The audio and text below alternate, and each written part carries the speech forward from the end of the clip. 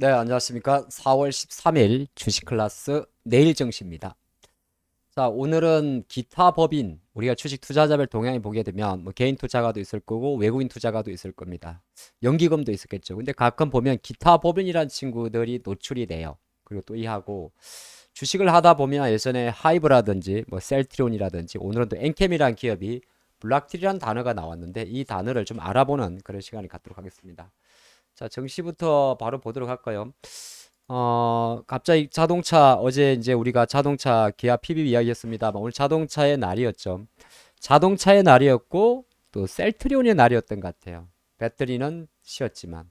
그러다 보니까 코스피 같은 경우는 연일 이제 강세인데, 시장이란 게 항상 보게 되면 이제 이격 조정이란 건 언제든지 있을 수 있습니다. 그래서 또 삼성전자가 치유가지 못한 힘 자체를, LG엔솔이 쉬는 힘 자체를 자동차나 또 이런 종목이 받아줬지만은 항상 시장은 5일선을 타고 가는 건 상당히 강합니다만 5일선과의 거리가 많이 떨어지면 어느 정도 이격 조정이라는 건 나올 수가 있습니다. 그래서 나온다고 해서 무조건 여기가 고점이다 예단할 수는 없지만은 시장이 이제 갑자기 오르게 되면 종목도 시세도 단기적으로 5일선에 붙으려고 하는 습성이 있어요. 그걸 좀 참조하시면 좋을 것 같고 오늘 이제 코스닥이 약간 그런 게 나왔죠. 아무래도 코스닥 지수는 에코프로 삼형제 이행제구나. 상장된 건 삼형제지만은 변동성이 상당히 크면서 어저께 기가 막히게 다이나믹하게 이렇게 5일선을 찍고 올렸지만은 오늘 장 초반부터 에코프로의 변동성이 워낙 크다 보니까 아무래도 오늘 크게 변화하는데 치수만 놓고 보면 이가 없으면 잇몸이라고 알 수 있을 정도로 또 셀트리온이라든 이런 종목이 많이 받쳐졌죠. 그래서 뭐 시장 이야기를 오늘 이렇게 풀어드리는데 시장 자체 같은 경우는 단순 급등에 따른 이격 조정과 종가 기준으로 보통 뭐 이렇게 볼 수, 종목도 마찬가지, 시장도 마찬가지고 종가 기준으로 5일선 이탈하든지 왜 그러냐면 지금은 나름 대추세가 월봉에서는 잘 안 보이는데 주봉 정도 보게 되면 코스피도 잘 안 보이겠군요.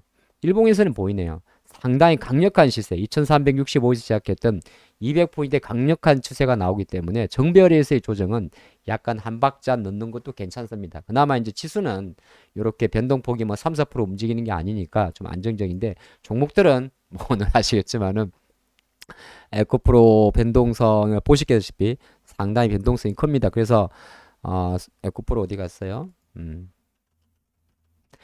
이게 저희가 이제 계산 한번 해봤더니 15% 정도가 빠지게 되면 고점 대비해서 이제 어느 정도 좀 리스크를 관리해야 된다 생각해봤는데 82만 원 기준으로 딱 15% 정도가 어느 정도냐면 69만 5천 원, 70만 원 정도입니다. 70만 원 정도인데 오늘 이제 장 후반에 항상 시장은 이런 게 있어요. 2시 이후에 빠지는 급락을 조심해라 그런 격언이 있는데 오늘 앞일 약간 이제 이런 거죠. 좀 지나갔지만은 원래 오르기 위해서는 1시 정도 시간은 되게 중요한데 올라가는 친구들은 어느 정도 안정 랠리가 나오는데 2시가 넘어서 보통 빠지는 종목들은 뭐 반대 매매라든지 공포 심리가 있기 때문에 상당히 완전히 무너집니다. 그래서 오늘 첫 번째 함께할 인사이트는 전저점을 전저점을 2시 후에 건드리면 예, 확률적으로 쭉 밀릴 확률이 높다. 요거 하나 체크하시면 좋을 것 같습니다. 2시 이후에 전 저점, 일중 기준으로 전 저점을 건드리면 떨어질 확률이 높다. 반대의 경우도 있긴 있습니다. 2시 이후에 전 고점을 돌파하면 당길 수가 있다. 요거 하나 중간에 깨알 팁으로 말씀드리도록 하겠습니다. 대부분의 확률이 그렇지는 않지만 대부분의 확률이 그렇다는 겁니다. 그 관점 말씀드리겠고. 자, 오늘 이제 또 우리가 이야기했던 요 이야기, 기타 법인 블록딜 이야기를 조금 빨리 가야겠군요. 자, 요 내용은 뭐냐 하면은 실제적으로 이제 오늘 이런 이야기가 있어요. 오늘 투자자별 동향을 제가 봐드렸는데 한번 같이 보면 오늘 전체 코스피 코스닥의 수급인데 특이사항이 하나 있습니다. 이 코스닥에 코스닥이 뭐 개인이 이렇게 샀는데 기관이 한 960억 판굴로 나오는데 960억 치고는 여기에 2280억이라는 대규모 금액이 나오는 거죠. 되게 궁금한 겁니다. 도대체 어떤 종목일까 뭘까 이렇게 볼 수가 있는데 그래서 오늘 제가 코스닥의 기타 법인의 매도 금액을 체크를 해봤습니다. 그래서 여기서 이제 시장을 코스닥을 지정을 하고 우리가 기관을 선택할 수가 있어요. 기타 금융도 아니고 바로 기타 법인으로 봤더니 이런 종목들이 나왔습니다. 단 특이 거래죠. 어느 정도 계속 많은 종목들이 이렇게 눈이 또 있고 이트론 엠로도 있고 있습니다만 딱 세 종목 정도가 특징입니다. 엔캠이라는 종목이 2100만 주 정도. 그렇죠. 금액으로는 1592억 정도. 그럼 이게 이제 바로 블록들이고 에코프로 BM도 1000만 주 정도. 100만이니까 100주구나. 한 11만 주 정도. 요거는 요건 실제 11만 주니까 200만 주군요. 이거는 제가 2천만 주가 아니고. 근데 금액으로 보니까 326억 정도. 이렇게 나왔지 않습니까? 그러면 이게 도대체 뭔데를 보는 방법인데 일단은 이렇게 볼 수 있어요. 제가 말 정리를 적어 놨는데 기타 법인이라 하는 것은 이제 공식적인 명호는 아닙니다만은 우리가 금융투자도 있고 외국인 투자가도 있고 있을 텐데 유가증권 주식이라고 이야기하죠. 그러니까 어떻게 본업은 유가증권 매매업을 본업으로 하지 않는 그러니까 매매라는 거죠. 위탁을 본업으로 하지 않는 일반 비상장 법인을 보통 기타 법인이라고 지정을 하긴 합니다. 그리고 여기에서 조금 더 한번 말씀드리면 블록딜이라는 단어가 나올 건데 블록딜이라는 말은 말 그대로 블록 그러니까 우리가 덩치를 가지고 딜 사거나 파는 걸 말해요. 그래서 블록딜은 블록딜 할 때는 일단 덩치가 크지 않습니까? 도매로 팔기 때문에 누가 살래 비딩을 합니다. 그것을 입찰 또는 수요 예측이라는 단어를 해요. 뭐 수요 예측이라는 단어는 우리가 공모 시장에서도 많이 이야기를 하죠. 신규주가 상장할 때 기관 대상으로 수요 예측을 하지 않습니까? 그래서 이런 단어가 나오고 블록으로 팔기 때문에 일반 소매로 파는 것보다는 할인을 좀 많이 해줍니다. 할인을 많이 해주는데 할인은 사실 통상적으로 정해져 있는 건 아니에요. 그러니까 내가 주식을 우리랑 옷이랑 똑같은 거죠. 뭐 많이 사게 되면 좀 싸게 안 됩니까? 그런 거 있지 않습니까? 내가 뭐 옷을 뭐 예를 들어서 신발을 10개를 줬는데 뭐라도 안 줍니까? 그런 건 똑같은 개념이에요. 그래서 요 종목을 조금 보게 되면 오늘 그 종목이 아까 에코프로부터 잠깐 보면 에코프로 기타 법인 같은 경우는 사실 에코프로가 아니고 에코프로 BM이었죠. 여기서 보면. 근데 이거는 그렇게 특이사항이 없어요. 왜 그러냐면 여기서 이제 금액 기준으로 11만 주, 수량 기준 11만 주, 금액 기준 326억인데 워낙 시가총이 크지 않습니까? 그럼 이렇게 보는 방법이 이렇게 딱 들어가고 투자자별 다시 동향으로 가서 봅니다. 에코프로 BM을. 그랬더니 뭐 개인이 사고 이렇게 나와요. 외국인이 팔고 쭉쭉쭉쭉쭉쭉 보는데 여기 기타 범위 11만 주. 이 정도면 뭐 크게 특이사항은 아니에요. 그렇죠? 뭐 눈에 띄지 않기 때문에 일반에 뭐 미리 에코프로 BM에 투자했던 투자가가 주식을 팔 수도 있는 거고 그렇게 볼 수 있습니다. 근데 아까 전에 보던 거 약간 특이 종목이 바로 엔캠이죠. 엔캠은 없던 거래량이 나오죠. 이런 게 이제 보통 블록딜입니다. 갑자기 외국인 손매수 1위로 잡혀 있겠죠. 근데 이거는 왜냐면 정상적인 루틴을 벗어났잖아요. 이때 한번 우리가 내 종목을 봤는데 투자자별 동향에서 갑자기 이상 거래가 나왔을 때 습관적으로 봐야 될 게 블록딜인가 의심하는 법도 좋습니다. 이것도 하나의 방법이에요. 그랬더니 정말 기타 법인에서 211만 주가 판 겁니다. 그러면 혹시나 내가 이 기업에 대해서 이 어떤 기업이든지 간에 몰랐는데 장이 끝나고 나서 종목의 투자자별 동향을 봤더니 이런 수급이 잡히면 조금 전에 봤던 대로 합리적 의심을 하는 겁니다. 블락들이 있었구나. 물론 기사를 먼저 보는 방법도 있어요. 블락들이 있었구나. 그러면 할인했겠네. 근데 엔캠이란 기업은 보니까 제가 종가 기준으로 82,900원이었는데 블락들 가격이 다 표시가 됩니다. 이렇게 얼마에 블락들 한다고 여기는 안 나와 있나요?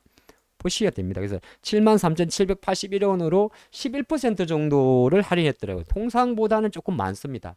근데 이거는 정해져 있는 게 아니기 때문에 그래서 여기서 우리가 얻을 수 있는 이야기는 대부분 블락딜 이슈가 장이 열리기 전에 이미 시장에 노출이 되게 됩니다. 노출이 되게 되면 거의 대부분이 할인율만큼 떨어집니다. 그런데 시장 상황이나 수급에 따라서 할인율보다 조금 더 떨어지는 경우도 있어요.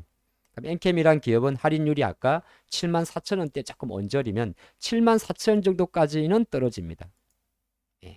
74,000원 정도까지 대부분이 비슷하게 떨어지거나 조금 더 회복하는 경우도 있는데 근데 어떤 경우는 블락딜이 나오더라도 바로 회복하는 경우도 있어요. 아니면 못 가는 경우도 있죠.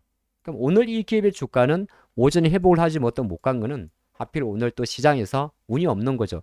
블락딜 한날 2차전지 관련주의 수급이 안 좋았기 때문에 종가에 좀 떨어진 것도 있습니다. 이런 게 좀 복합적이에요.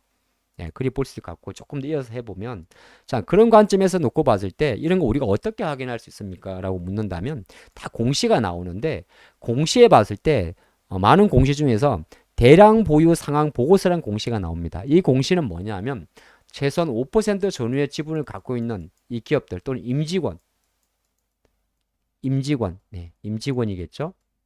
임직원의 지분 변동이 있을 경우에는 대부분이 뭐 임직원 지분 변동 보고서 또는 대량 보유 사항 보고서라고 공시를 하게 되어 있습니다. 이미 공시했을 땐 우리가 늦었겠지만은 하지만 왜 이런 걸 봐야 되냐면은 이렇게 보게 되면 이 친구들이 엔캠이라는 친구가 여기 보면 브라만 PS 창인 신기술 투자라고 나와 있는데 이 친구들이 원래 어느 정도를 갖고 있다가 얼마를 판 건 결과론적인 거니까 뭐 체크도 상관이 없는데 얼마 정도 남은 것까지도 생각을 해야 됩니다. 그리고 블락딜이 이루어지게 되면 혹시 최대 주주 변경을 수반하지 않는 것까지도 볼 수가 있습니다. 그래서 봤더니 이렇게 나오는 거죠. 공부하는 겁니다. 오늘 우린 주식 클래스입니다. 14% 정도 253만 주를 갖고 있다가 170만 주를 정리하고 지금 80만 주를 남겨놨다는 거네요. 그러면 일단 첫 번째 포인트는 이 정도는 아직까지 남아있고 언제든지 또 나올 수도 있겠구나. 물론 3개월 정도의 조건은 있어요. 블락딜 한번 하고 또 하면 안 되죠. 3에서 6개월 정도의 나름의 기준은 있습니다. 도매를 파는데 너무 자주 팔면 안 되잖아요. 시세에 영향을 주니까. 그런 기준이 있고. 근데 이렇게 많이 파니까 장내 매도하면 안 되겠죠. 그래서 시간의 매매. 장이 끝나고 나서 할인율이 된 가격으로 매각을 하는 겁니다.